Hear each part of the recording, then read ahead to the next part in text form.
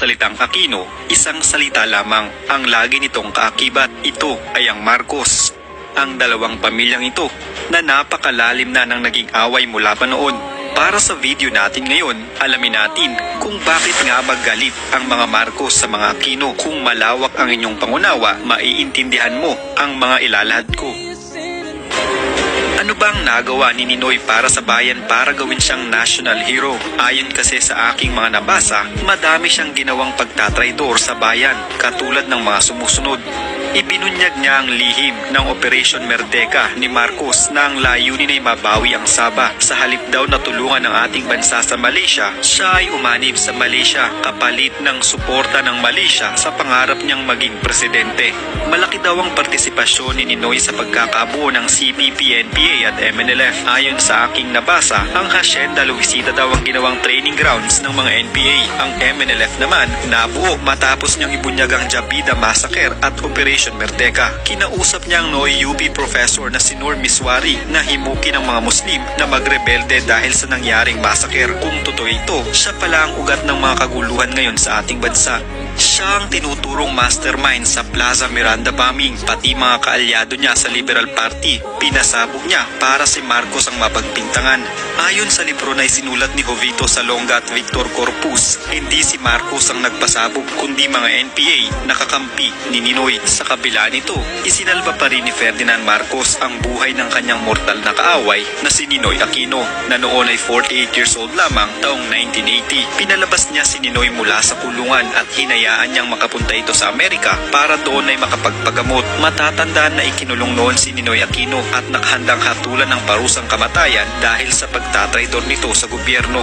Matapos ito, nagkaroon ng fellowship si Ninoy Aquino sa Harvard University at namuhay kasama ang kanyang asawa na si Cory sa isang upper class na lugar sa Massachusetts. Nanirahan sila sa isang eleganteng two-story brick house doon. Nabanggit pa noon ni Cory na ang mga panahong iyon ang may tuturing niyang pinakamasayang yugto ng kanyang buhay. Ganon ang naging pakikitungo noon ni Ferdinand Marcos sa mga Aquino sa kabila ng pangbabatikos ng mga ito sa kanya. Exempted pa sa agrarian reform ang Hacienda Luisita dahil hanggang sa ngayon hindi pa rin naipapamahagi sa mga magsasakang nasabing lupa. Marami ng karahasan ang nangyari na may kaugnayan dito tulad ng Mendiola Massacre, Lupao Massacre at Hacienda Luisita Massacre, pero mukhang nilimot na ng panahon ni hindi man lang nababalita sa TV o mga pahayagan. Kakampi ba ng mga Aquino ang media? Bakit hanggang ngayon hindi pa rin natututo? Isang salita lamang ang lagi nitong kaakibat. Ito ay ang Marcos. Ang dalawang pamilyang ito na napakalalim na ng naging away mula pa noon. Para sa video natin ngayon, alamin natin kung bakit nga magalit ang mga Marcos sa mga Aquino. Kung malawak ang inyong pangunawa, maiintindihan mo ang mga ilalahad ko. Ano bang nagawa ni Ninoy para sa bayan para gawin siyang national hero? Ayon kasi sa aking mga nabasa, madami siyang ginawang pagtatraidor sa bayan, katulad ng mga sumusunod. Ibinunyag niya ang lihim ng Operation Merdeka ni Marcos na ang layunin ay mabawi ang Sabah. Sa halip daw na tulungan ng ating bansa sa Malaysia, siya ay umanib sa Malaysia kapalit ng suporta ng Malaysia sa pangarap niyang maging presidente. Malaki daw ang partisipasyon ni Ninoy sa pagkakabuo ng CPP, NPA at MNLF. Ayon sa aking nabasa, ang Hacienda Luisita daw ang ginawang training grounds ng mga NPA. Ang MNLF naman nabuo matapos niyang ibunyag ang Jabida Massacre at Operation Merdeka. Kinausap niya ang Noy UP professor na si Nur Miswari na himukin ng mga Muslim na magrebelde dahil sa nangyaring massacre. Kung totoo ito, siya pala ang ugat ng mga kaguluhan ngayon sa ating bansa. Siya ang tinuturong mastermind sa Plaza Miranda bombing, pati mga kaalyado niya sa Liberal Party. Pinasabog niya para si Marcos ang mapagpintangan.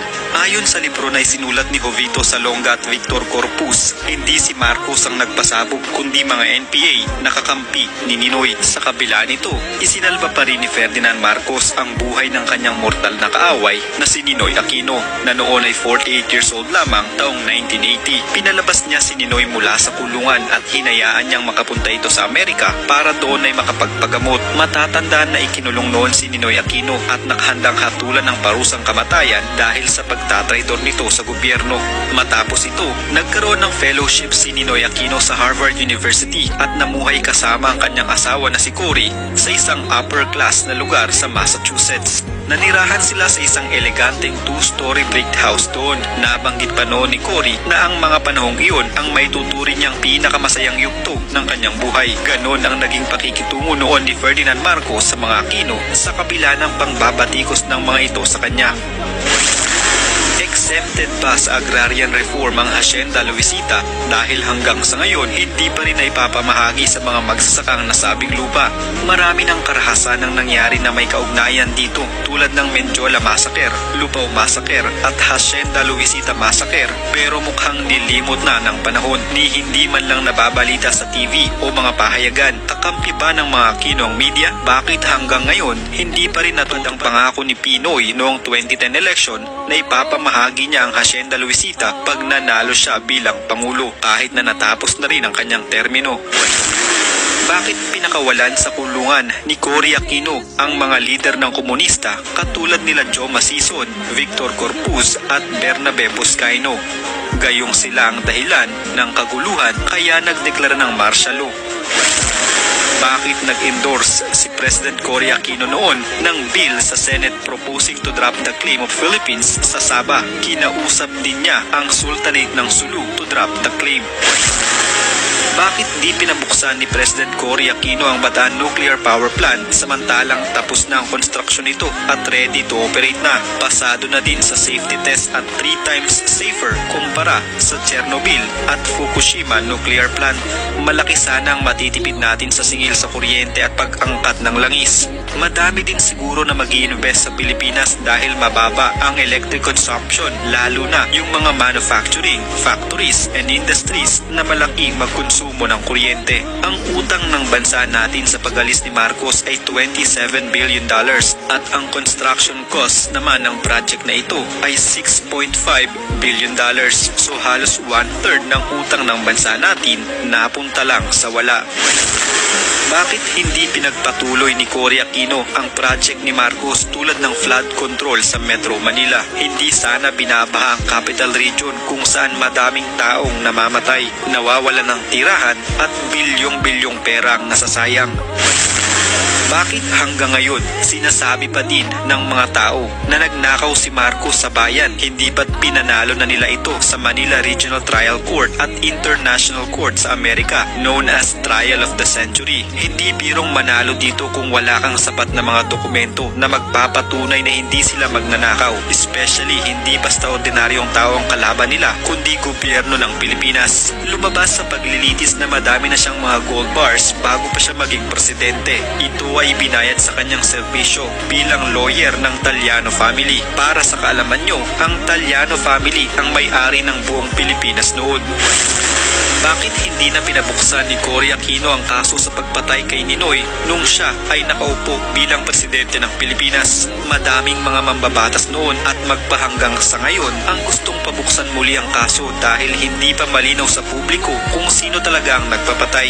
Ang 2 sundalong sangkot dito na nakulong na mahigit 2 dekada ay pinalaya noong taong 2009 dahil sa kawalan ng sapat na ebidensya. Bakit puro negative at masyadong exaggerated ang mga binabalita tungkol sa martial law noon? Sinasabi ng media na kaya daw nag-declare ng martial law si Marcos ay para mapalawig ang kanyang panunungkulan bilang presidente. Marahil ang personal interest niya na iyan ay isa na sa kanyang dahilan, pero lingid sa kaalaman ng marami, ang pangunahing dahilan ay ang paglaganap ng komunista sa ating bansa na noon ay kinakatawan ng mga CPP, NPA at sinusuportahan naman ng China. Nahuli ng gobyerno ang MV Karagatan na isang barko na puno ng mga armas galing China. Madaming ginagawang pangbobomba ang mga rebelde, kasama na ang Plaza Miranda bombing. Malamang kung hindi nag-martial law, mabilis na lumaganap ang komunismo sa ating bansa, kagaya ng nangyari sa Vietnam, North Korea at Cambodia. Baka magkaroon tayo ng madugong civil war at kung sakaling magtagumpay ang mga rebelde, tiyak na communist country na tayo ngayon gaya ng North Korea.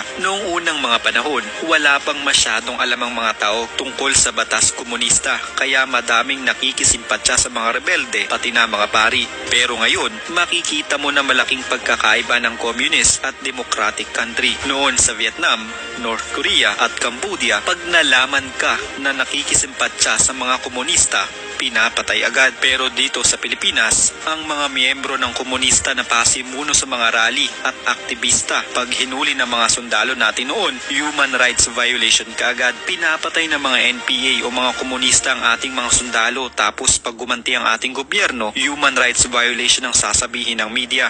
Noong panahong iyon, kailangan talaga natin ng konting disiplina at sakripisyo para mapangalagaan ang ating demokrasya laban sa mga komunista. Bakit palaging sinisisi ang utang ng bansa kay Marcos? Samantalang makikita naman ang mga halagang ito sa mga pinatayo niyang projects na hanggang sa ngayon ay pinakikinabangan ng mga Pilipino. Kahit mga big time na mga negosyante ay baon din sa utang, pero napapalago nila ang inutang nila. Gayon din sa pagpapatakbo ng bansa. Kung pinagpatuloy sana ni Cory ang mga projects noon ni Marcos, mas mabilis nating mababayaran ang utang natin at baka tumubo pa tayo. Tulad na lamang ng Bataan Nuclear Power Plant na $6.5 billion ang cost, ang Santa Barbara Project at ang mga bongbong missiles na balak sana i-mass produce at ibenta sa iba't ibang bansa para kumita ang bansa natin. Nasayang lang ang pera ng bayan sa mga proyektong ito, at ang masaklap pa, ang mga basic needs ng taong bayan tulad ng Meralco, PLDT at Philippine Airlines ipinamigay lang, at yung iba ipinagbili ng gobyerno. Lahat ng geothermal power plant ng bansa natin ibinenta ni Paul Aquino sa Lopez family sa mababang halaga. Siya noon ay nasa Department of Energy, pero pagkatapos niyang mabenta ang mga power plants, nag-resign siya at lumipat at naging president pa ng kumpanyang pinagbentahan niya.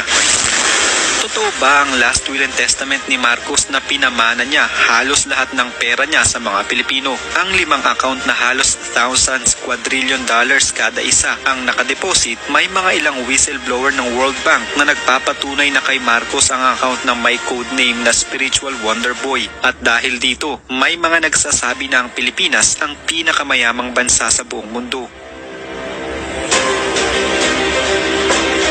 Noong panahon ni Marcos, walang contractual employee, pero nung pag-upo ni Cory, ipinasa niya ang bill para magkaroon ng contractual employee. Nakakaawa kasi ang mga construction workers at ang mga nagtatrabaho sa mga malls na hindi man lang nare-regular. Si Marcos din ang gumawa ng batas para magkaroon tayo ng 13th month pay. Dahil sa malaking pagmamalasakit niya sa mga manggagawang Pilipino, madaming nagalit sa kanya ng mga negosyante. Si Marcos din ang gumawa ng barangay system ng ating bansa under Presidential Decree 557 para makalahok ang bawat mamamayan saan mang sulok ng ating bansa sa mga programa ng gobyerno. Bawal sa panahon ni Marcos ang child labor, pero ngayon walang pakialam ang gobyerno natin. Noon may libreng gatas na Klim, tinapay na Nutriban at trigo o bulgur na pinamimigay araw-araw sa mga public schools para malabanan ang malnutrisyon sa bansa. Noong World War II, si Marcos ay nakipaglaban sa pananakop ng Hapon at napasama siya sa Bataan Death March, samantalang si Benigno Aquino Sr. na ama ni Ninoy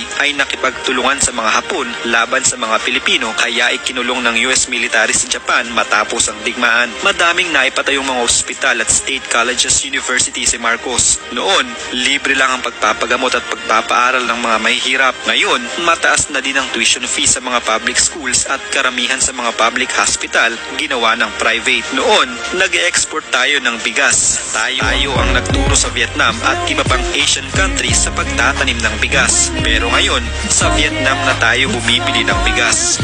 Si Lee Kuan Yew ng Singapore, tinuring din isang diktador. Madami ang hindi sang-ayon sa pamamalakad noon ni Lee Kuan Yew dahil sa sobrang higpit. Nung bitayin si Flor Contemplacion, nagrally pa ang mga kababayan natin. Mas mahigpit pa siya kumpara kay Marcos. Ang pagkakaiba lang nila ni Marcos, pinagbibintang ang magnanakaw sa bayan, pero lahat naman ang kaso niya, including yung trial of the century na ginawa pa sa USA, na ipanalo ni Imelda.